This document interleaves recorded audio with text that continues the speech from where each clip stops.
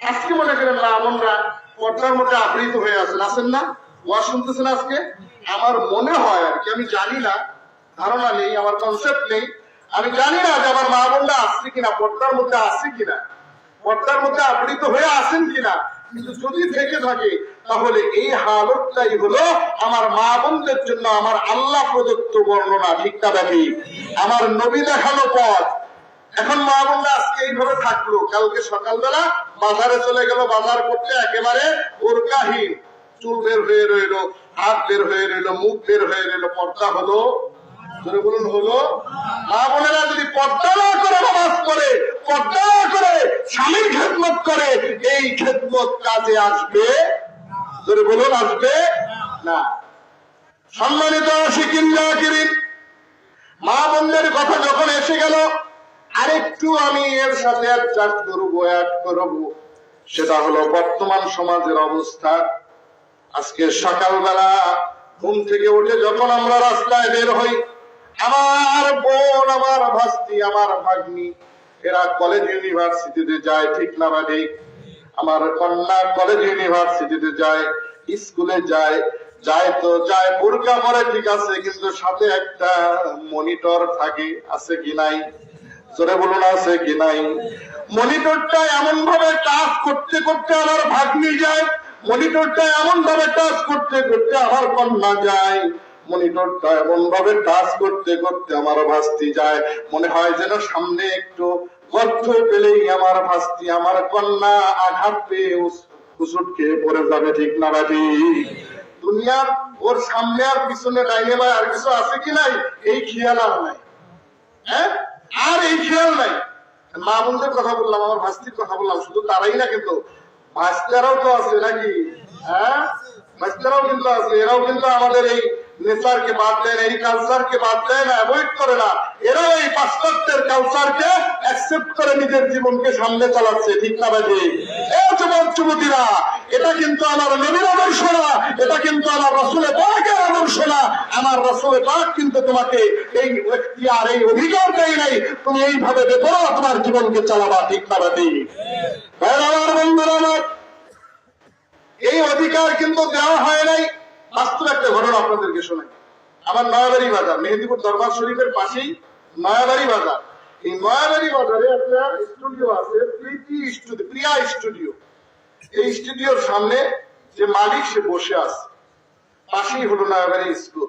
ওই গলি দিয়ে স্কুলের মাঠে ঢুকতে হয়। আমি কিন্তু বাস্তব ঘটনা বলতেছি, বিন্দু মাত্র এখানে বানানো কোনো কথা নাই। ওই ভাইজান বসে আছে, দোকানদার ভাইজান বসে আছে। বসে থাকার পরে আপনার একটা ছেলে মোবাইল চালাইতে চালাইতে ওই গলি দিয়ে স্কুলের মাঠের দিকে যাচ্ছে। সামনে ছিল একটা ইট, কি ছিল? ইট ছিল। আমার ওই ভাতিজি লক্ষ্য করে নাই যে সামনে ইট আছে, ও তো একেবারে দুনিয়া ওর চেহারা সামনে আছে। ও যে তখন কোন জগতে ঢুকছে ও নিজেও জানে না, ঠিক না ব্যাটি? ও যে কোন জগতে ঢুকছে ও নিজেও জানে না। ওই ভাস্তা কি করলো, সামনের দিকে আগাচ্ছে, মোবাইল চালাইতে চালাইতে আগাইতেছে। ইটের সাথে টাচ লাইগা পড়ে গেছে। কোন জায়গায়? রোডের মধ্যে পড়ে গেছে। পড়ে গেছে শুধু ও না, ওর মোবাইলটাও ছিটকে অনেক দূরে চলে গেছে। যাওয়ার পরে ও উঠছে, উঠে মোবাইলটা উঠাইতেছে। এই মুহূর্তে ওই যে প্রিয়া স্টুডিওর মালিক, উনি পায়ের জুতা খুলে ইটের উপরে আঘাত করতেছে, ইটকে বাড়ি দিতেছে। তোর এত বড় সাহস, একটা যুবক ছেলে মোবাইল চালাইতে চালাইতে এত সুন্দর ভাবে আদবের সাথে স্কুলে যাচ্ছে, আর তুই ওকে টাচ করে ফেলে দিলি। জুতা দিয়ে পিটাইতেছে কাকে? ইটকে। কিন্তু দেখুন, আল্লাহ যদি বিবেককে ফিরিয়ে যায়, কারো সাধ্য আছে সেটাকে ঘোরানোর? নাই। ওই ছেলের বিবেকের মধ্যে বাড়ি মারছে, হায় হায়, এই বাড়িটা তো, এই জুতার বাড়িটা তো ইট রে দিল না, এটা তো আমার মুখে মারলো। এই জুতার বাড়িটা আমার মুখে মারলো। ঘুরে আসছে, ঘুরে এসে হাত ধরছে যে মুরব্বী আমাকে মাফ করবেন, আমার ভুল হয়ে গেছে, আমি এই আচরণ আর জীবনে করবো না। এই যে ফিরে আসলো, ব্যাক করলো ওই লাঞ্ছিত জীবন থেকে, তা আমাদের যুবক যুবতীদের এইভাবে আঘাত খাওয়ার আগে ব্যাক করে চলে আসা উচিত, ঠিক না ভাই? আমার বন্ধুরা, আলোচনা করতেছিলাম আল্লাহর জিকির কিভাবে আমার সারা জীবনের মতো সাথী হয়। এশা পর্যন্ত মাগরিব পর্যন্ত চলে গেলাম। মাগরিব থেকে এশা পর্যন্ত আমি কোনো কাজ যদিও না করি, যখন হাইয়া আলাস সালাহ বলা হলো নামাজে চলে আসলাম। এই সময়টাও আল্লাহর জিকিরের মধ্যে শামিল বানিয়ে নিল। বলি সুবহানাল্লাহ। এ আল্লাহর প্রিয় বান্দারা, মাগরিব হলো, এশা হলো, খাবার খেলাম, ঘুমাতে গেলাম, কোনো আমল করলাম না, কিন্তু কোন গর্হিত কাজের মধ্যেও গেলাম না। এই অবস্থায় স্ত্রীকে নিয়ে ঘুমিয়ে গেলাম। ছোট বাচ্চা মায়ের সাথে বাবার সাথে ঘুমিয়ে গেল। ফজরের নামাজের সময় যখন আজান হলো, এই আজানের মধ্যে যখন বলা হলো ঘুম থেকে নামাজ ভালো, কি বলা হলো? ঘুম থেকে নামাজ ভালো। এইটা বলার সঙ্গে সঙ্গে যখন আমি আপনি আবার উঠে গেলাম নামাজের জন্য, ওই মুহূর্ত পর্যন্ত এশার পর থেকে যত সময় ব্যয় হলো সমস্ত সময়টা আল্লাহর জিকিরের মধ্যে আমার আমল নামায় দান করে দেবে। বলি সুবহানাল্লাহ। মুসলমান, এই সব কিছু যখন আমার আপনার সামনে আসবে, আমার আপনার সাথী হবে, এমন অবস্থায় যখন আমি মালাকুল মউতের হাতে ধরা খেয়ে যাব, মালাকুল মউতের হাতে ধরা খাওয়ার সঙ্গে সঙ্গে আমার আল্লাহ জান্নাতের সিনারি আর আমার নুরানি নবীর নুরানি সিনারিটা আপনার আমার চেহারার সামনে তুলে ধরবে। বলি সুবহানাল্লাহ। জান্নাতের সিনারি তুলে ধরবেন, নবীর সিনারি তুলে ধরবেন, বলবেন এ বান্দা আমার নবীর কথা শুনছিস, নবীকে দেখোস নাই? জান্নাতের কথা শুনছিস নবীর কাছ থেকে, জান্নাত দেখোস নাই?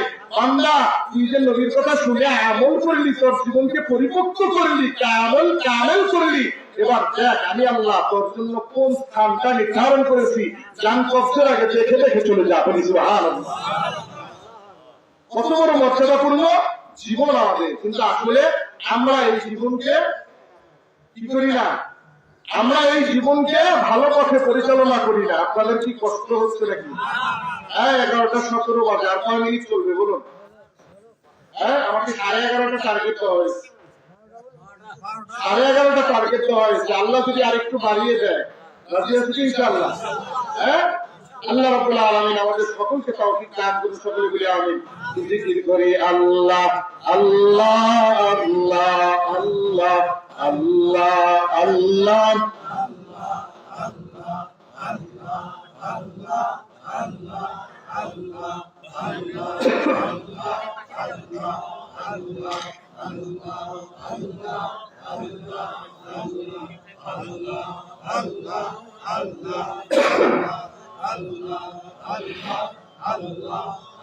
Allah, Allah, Allah,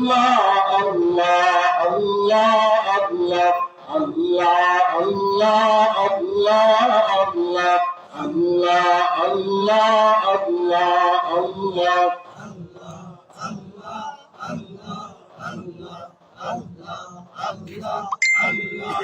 La ilaha illallah মুহাম্মাদুর রাসূলুল্লাহ সাল্লাল্লাহু আলাইহি ওয়াসাল্লাম।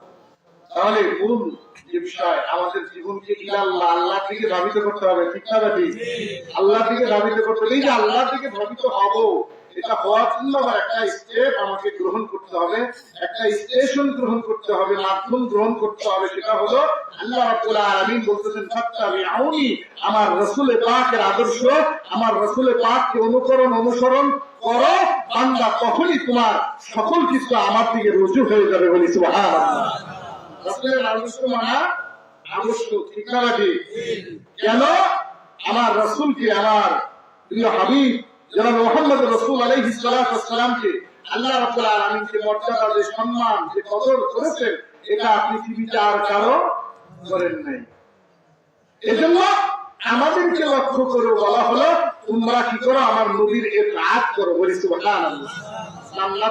জান্নাতের যারা অবস্থান করতেছে তাদের কি বলা হয়েছে তুমি আমার নবীর ইতাআত করো, আমার নবীর জন্য দেওয়া হওয়া বলছে? বলে নাই। জান্নাতে যারা অবস্থান করছে তাদেরকে লক্ষ্য করে বলা হয় নাই তোমরা ফাত্তাবিউনি, উপরে আমল করো, আমার নবীর অনুসরণ করো, নবীর অনুকরণ করো, নবীর জন্য ভালোবাসা প্রদর্শন করো, নবীর সুন্নতের কাজ করো। শুধু বলা হলো কিয়ামত পর্যন্ত যত বান্দা বান্দি দুনিয়ায় আগমন করবে তাদেরকে লক্ষ্য করে বলা হলো ফাত্তাবিউনি, বলি সুবহানাল্লাহ। শুধু মুসলমানকে বলছে? শুধু মুসলমানকে না, সমগ্র জাতির জন্য আল্লাহ বলে দিলেন, মেসেজ দিয়ে দিলেন, ফাত্তাবিউনি, তোমরা কি করো? আমার নবীর ইতাআত করো, নবীর অনুসরণশীল হও। বলি সুবহানাল্লাহ। কিন্তু এর অর্থ তো এটা নয় যে আমি মনে মনে শুধু বলবো, ইসলাম দিয়ে বলবো আমি নবীকে ভালোবাসি, নবীকে ভালোবাসি, নবীকে ভালোবাসি, নবীর জন্য ভাড়া, নবীর কথা শুনলে অন্তরে ভালো লাগে না। চলবে? চলবে? চলবে না। আমলিয়াতের জগতে ঢুকতে হবে, ঠিক না ব্যাটি? নবীর জন্য কেমন পাগল হতে হবে? আর বন্ধুরা আমার, কোরআনের আয়াত, ইন্না আতাইনাকাল কাউসার, আল্লাহ রাব্বুল আলামিন যে হাউজে কাউসার, যেটা কিতাবের মধ্যে তাফসীরে জালালাইনের মধ্যে বর্ণনা করা হলো, এই কাউসার শব্দের ব্যাখ্যা করতে গিয়ে হুয়া নাহরুন ফিল জান্নাহ আও হুয়া হাউজুন ফিল জান্নাহ, এটা জান্নাতের একটা নহর, জান্নাতের একটা হাউজ। বলি সুবহানাল্লাহ। এই যে হাউজে কাউসার দান করা হলো, এটা সম্পর্কে আলোচনা না, মূল আলোচনা হলো জান্নাতের